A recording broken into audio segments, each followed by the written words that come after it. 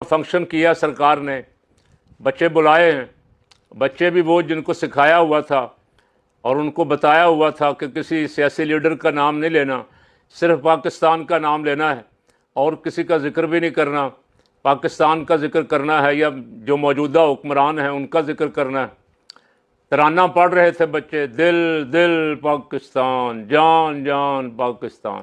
وہ ترانہ پڑھتے پڑھتے اس نے جان جان پاکستان کی جگہ کہہ دیا خان خان پاکستان، آ کے اس سے مائک چھین لیا گیا۔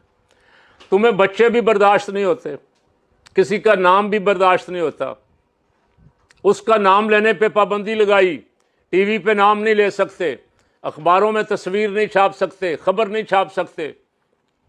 قربان جائیں اس قوم کے، اس قوم نے بھی گھر رہ کے احتجاج کیا، اکثریت اللہ ماشاء، بہت لوگ نکلے، لاٹھیاں کھائیں، جیلیں برداشت کی، اکثریت نے گھروں پہ بیٹھ کے تماشا دیکھا۔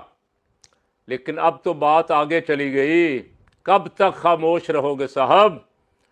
اب تو بات چلی گئی قائد اعظم محمد علی جناح، حکیم الامت علامہ اقبال، مصور پاکستان، شاعر مشرق، فخر پاکستان، قربانی دینے والے، جد و جہد کرنے والے، تحریک بنانے والے، ان کی تصویریں بھی غائب کر دی گئی۔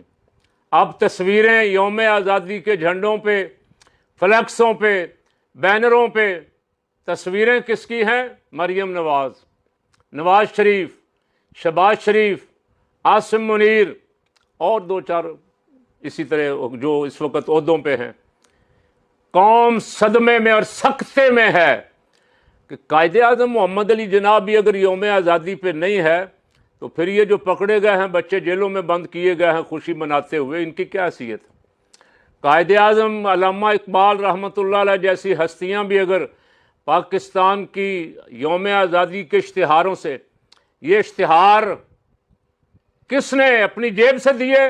شریف فیملی نے اپنی جیب سے دیے، مریم نے اپنی جیب سے دیے ہیں، یا نواز شریف نے یا شہباز نے اپنی جیب سے دیے؟